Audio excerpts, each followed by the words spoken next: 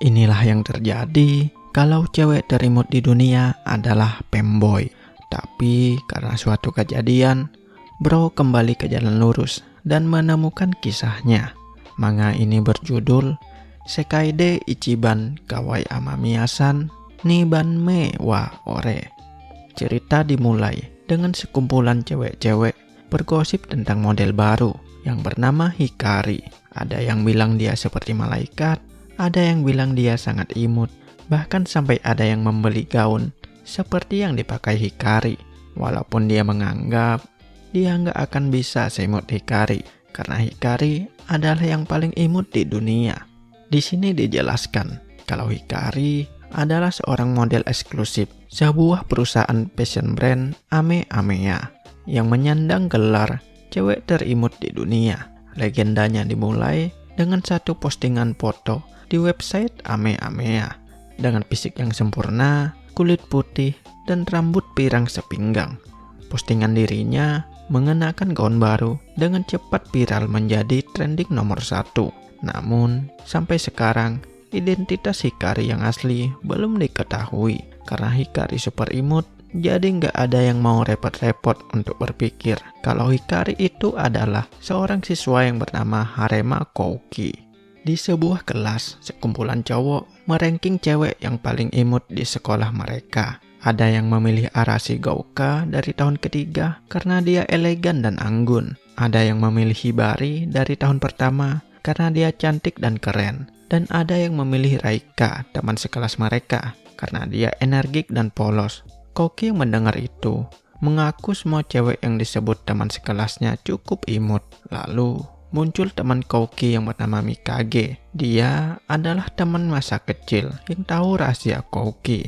Mikage tahu kalau Kouki nggak suka sama obrolan teman sekelasnya dan dia mengajak Kouki untuk pulang. Saat mereka mau pulang, tiba-tiba teman sekelasnya membahas tentang Hikari. Di sini mereka memuji-mujilah tentang Hikari. Bahkan mereka menganggap 3 cewek yang mereka puji sebelumnya tak bisa disandingkan dengan Hikari. Flashback ke 3 tahun yang lalu, Kouki sedang bersama sepupunya yang bernama Harema Misora, orang pertama yang meluncurkan Ame-Ameya. Misora menangis karena belum bisa menemukan model yang cocok untuk sebuah gaun produk mereka. Dia butuh seorang cewek terimut sedunia untuk mahakaryanya. Sambil menatap Kouki, Misora terpikir, bagaimana kalau Kouki mencobanya? Misora baru ingat kalau dulu dia sering mendandani Kouki. Misora pun memuji-muji Kouki, lalu dia memohon untuk membantunya. Dengan berat hati, Kouki pun menerima permintaan Misora. Tanpa menunggu waktu lama, Misora langsung menghubungi penata rias dan stylist. Dan disinilah misi pembuatan cewek terimut di dunia dimulai. Misora meminta Kouki untuk membuka matanya. Kouki membuka mata, takjub melihat dirinya berubah jadi imut. Dengan bangga, Misora mengatakan kalau matanya nggak pernah bohong. Dia pun meminta untuk langsung mengamankan lokasi pemotretan, lalu menghubungi departemen pers untuk pembukaan produk mereka. Dan dari sanalah Kouki menjadi cewek terimut yang bernama Hikari. Mikage mencoba menyadarkan Kouki. Dia tahu Kouki pasti terpacu mendengar pujian tentang Hikari. Dan dia meminta agar Kouki melakukan sesuatu tentang sisi dirinya itu. Kouki mengatakan ini bukan masalah senang atau apa. Itu hanyalah fakta kalau dia adalah cewek terimut di dunia saat cross-dressing. Mikage bilang itu alasan mengapa Kouki jomblo sampai sekarang. Dalam hati, Kouki membenarkan itu. Dia merasa dilema karena dirinya sekarang adalah cewek terimut di dunia. Jadi, dia merasa lebih imut daripada cewek-cewek yang pernah ditemuinya selama ini. Bahkan, saat jadi Hikari, bukan hanya imut tampilan yang dia latih, tapi sikap juga, dari pekerjaan rumah tangga sampai latihan pengantin. Jadi, karena standar imutnya sudah terlalu tinggi, membuatnya tidak bisa tertarik pada cewek lain. Mikage mengingatkan kalau Kouki seperti itu, masa mudanya bisa suram. Kouki menjawab kalau setiap orang mempunyai hubungan yang berbeda-beda. Kouki tahu bahwa hal pertama yang harus dia sembuhkan ialah penyakitnya yang merepotkan itu. Dia hanya belum bisa menemukan cewek yang lebih imut darinya. Tiba-tiba mereka mendengar ada suara teriakan cewek. Ternyata ia jatuh sambil membawa tumpukan kertas. Dia adalah cewek yang selalu benar menyebut nama Koki, yang bahkan cewek lain gak peduli. Namanya Amamiya Shizuku. Koki dan Mikage membantunya mengumpulkan kertas yang terjatuh. Shizuku pun berterima kasih kepada mereka. Namun Koki malah mengoreksi cara makeup dan style Shizuku dalam hati, dan dia berpikir Hikari masih lebih imut. Sambil menyerahkan lembaran kertas, Koki bertanya ke Shizuku, bukankah Shizuku tidak bertugas hari ini? Shizuku menjawab, dia melakukannya karena diminta. Dalam hati, Koki bergumam, kata diminta hanyalah menyesatkan, padahal orang lain hanya memanfaatkannya. Mikage menawarkan diri untuk membantu Shizuku, tapi Shizuku menolaknya. Dia sempat menatap Koki, lalu lari pergi dari sana. Mikage bilang kalau Shizuku itu cewek yang baik, tapi kebaikannya itu malah dimanfaatkan begitu saja. Mikage mengajak Koki pulang, namun Koki memilih untuk tinggal. Dia beralasan mau pergi ke perpustakaan dulu untuk mengerjakan tugas. Lalu dia menyuruh Mikage pulang duluan saja. Mikage pun pulang duluan. Di situ Koki mulai menghapus papan tulis. Ternyata selama ini sudah 1 bulan Koki membantu Shizuku secara diam-diam. Dia merasa gak bisa meninggalkan Shizuku memikul beban sendirian. Koki beranggapan jika Shizuku bisa jujur menerima bantuan orang lain, dia gak perlu diam-diam membantunya. Koki membiarkan Shizuku berpikir mungkin peri yang membantunya, yaitu Hikari, peri petugas kebersihan yang imut, candanya. Koki pun selesai. Ketika dia mau beranjak dari sana, Koki melihat ada dompet cewek tergeletak di lantai. Dia berpikir itu mungkin punya Shizuku. Koki pun memeriksa untuk memastikan. Ternyata ada foto Hikari di dalamnya. Tiba-tiba terdengar langkah kaki mendekat. Koki panik. Dia pun langsung bersembunyi. Dan benar saja, itu adalah Shizuku yang datang. Shizuku berpikir dia mendengar ada seseorang, tapi pikirannya teralih ketika melihat dompetnya. Dia senang bisa menemukannya. Shizuku heran melihat papan tulis sudah bersih. Koki panik, takut dia bakal ketahuan. Shizuku lupa dia harus memastikan isi dompetnya. Sambil tersenyum, dia menatap foto Hikari dan menyebut nama aslinya, yaitu Harema Koki. Koki tentu saja kaget mendengar itu. Ia bertanya, apakah Shizuku menyebut namanya? Dan kenapa Shizuku bisa tahu? Belum sempat menemukan jawaban, Koki terpaku melihat senyuman Shizuku yang membuatnya nggak bisa berpaling. Jantungnya berdegup kencang, dan hanya satu yang bisa menggambarkan senyuman Shizuku, yaitu imut. Ini adalah perasaan pertama ketika dia melihat Hikari di cermin. Koki nggak pernah menyangka hari ini akan tiba. Dia bisa menemukan cewek imut selain Hikari. Scene beralih ke Koki yang lagi dalam mode Hikari. Dia sedang melamun dan ditegur seorang onesan. Onesan bertanya, apa yang membuat Koki jadi melamun? Kalau Koki ada masalah, dia siap untuk mendengarkannya. Onesan ini bernama Kokoro. Dia adalah asisten rambut dan tata rias Koki. Walaupun dia menyebut dirinya onesan, ia memiliki muka baby face dan memiliki tinggi seukuran resolusi YouTube. Dia mengaku berumur 40 tahun, walaupun yang dilihat Koki dia seperti anak SD. Koki mengaku ada seorang cewek di sekolah yang dia taksir. Kokoro terkejut mendengarnya. Ia menganggap Koki bercanda karena Koki adalah crossdresser yang sombong dan egois. Koki nggak bisa menyangkal itu. Sejak hari itu, senyuman Shizuku nggak bisa hilang dari kepalanya. Dia menganggap Shizuku sangat imut.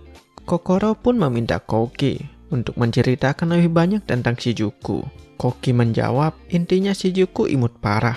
Kokoro kagum dengan jawaban Koki. Dia bertanya, apakah Koki tahu apa sebutan perasaan itu di mata dunia? Koki memohon untuk diberitahu. Kokoro tersadar jika dia menganggap perasaan Shizuku tulus, tapi Koki nggak peka akan semua itu karena mode Hikarinya. Kokoro memutuskan nggak jadi memberitahu. Ia meminta Koki untuk menikmati saja masa mudanya.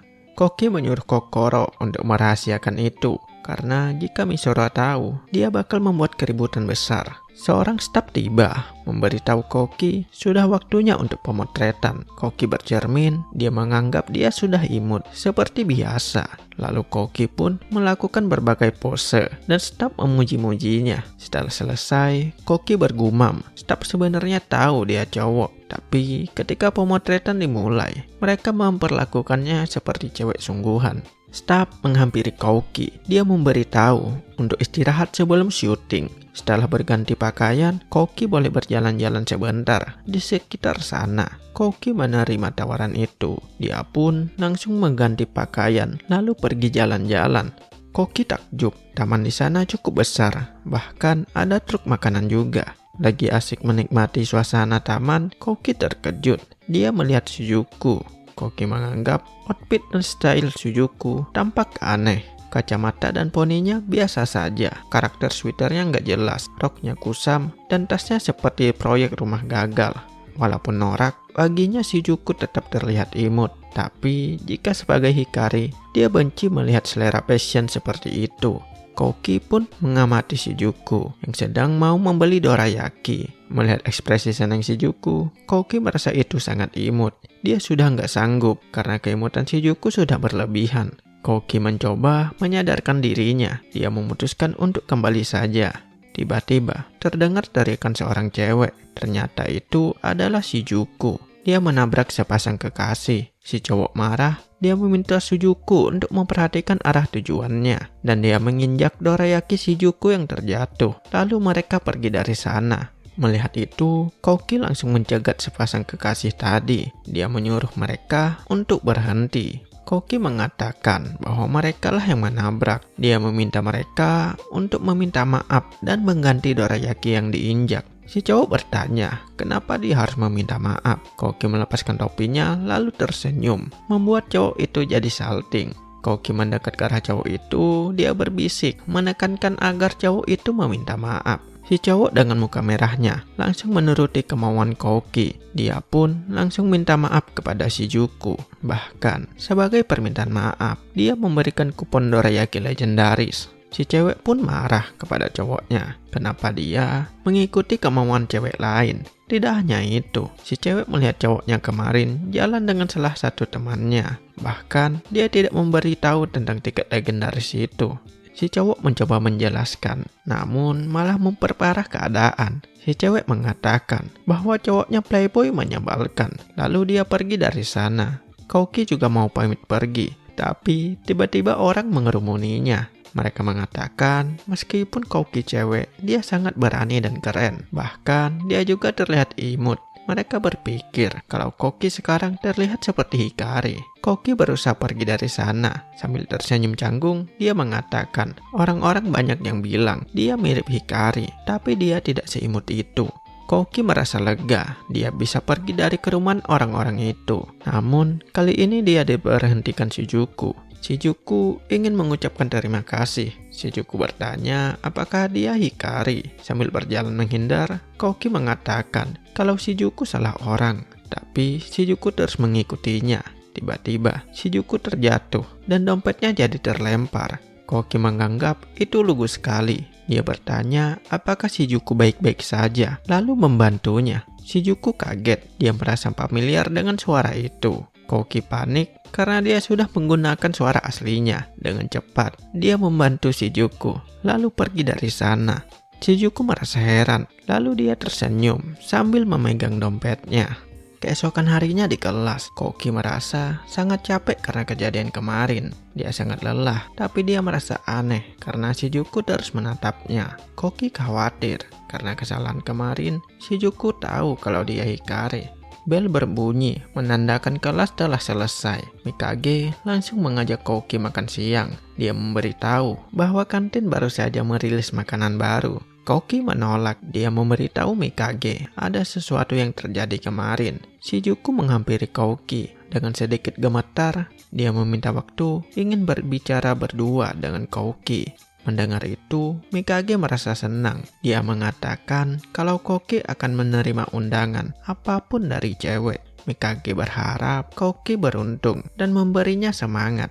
Koki dan Shizuku pun pergi ke atap sekolah. Setelah mereka duduk tanpa menunggu waktu lama, Shizuku bertanya, apakah Koki pergi ke taman kemarin? Koki mengiyakan. Dia kaget, Shizuku langsung bertanya ke intinya. Shizuku minta maaf karena bertanya sesuatu yang aneh secara tiba-tiba. Shizuku yakin bahwa cewek yang menolongnya kemarin adalah Koki. Lalu dia bertanya apakah sebenarnya Koki itu Hikari. Merasa tidak bisa mengelak, Koki pun mengaku kalau dia adalah Hikari. Shizuku senang karena dugaannya benar. Koki memberitahu jika dia memiliki alasan, lalu dia menjelaskan kepada Shizuku. Shizuku pun mengerti, Koki pasti merasa kesulitan karena orang-orang mencintainya sebagai Hikari. Shizuku meminta maaf, seharusnya dia merahasiakan kejadian kemarin, tapi dia sangat penasaran. Ada saat di mana dia berpikir ada hubungan antara Hikari dan Koki, seperti saat Hikari membantunya kemarin. Shizuku bersumpah akan merahasiakannya dari siapapun. Koki sangat terbantu jika Shizuku bisa melakukannya dan meminta rahasiakan itu hanya antara mereka berdua. Mendengar itu, Shizuku jadi malu. Koki merasa aneh kenapa cewek suka dengan hal rahasia. Shizuku berterima kasih kepada Koki. Dia ingin mengucapkannya dengan benar. Dia meminta izin membalas kebaikan Koki, lalu menunjukkan kupon kemarin. Jika Koki tidak keberatan, dia mau Koki pergi bersamanya. Koki bertanya, apakah Shizuku tidak apa-apa menggunakan tiket pasangan dorayaki legendaris bersamanya. Shizuku menjawab, dia akan senang pergi bersama Koki. Melihat ekspresi imut itu, membuat Koki memalingkan wajahnya, hingga Shizuku salah paham. Dia mengira Koki tidak ingin pergi, ataupun tidak suka dorayaki. Koki tidak membenarkan itu. Dia mengatakan ingin pergi dengan Shizuku. Bahkan, dia seorang fanatik dorayaki sejati. Shizuku jadi senang mendengarnya. Dengan hati berdegup kencang, Koki mengajak Shizuku menentukan tanggalnya dan meminta bertukar kontak untuk berkomunikasi. Shizuku bertanya, apakah Koki yakin? Koki meminta Shizuku menunjukkan kode QR-nya, lalu mereka bertukar kontak. Shizuku sangat senang akan hal itu. Ternyata, tanpa mereka sadari, waktu makan siang sudah mau habis, membuat mereka terburu-buru. Sesampai di kelas, Mikage bertanya bagaimana hasilnya. Koki meminta Mikage jangan berisik. Koki tersadar apakah nanti dia pergi sebagai Koki atau Hikari.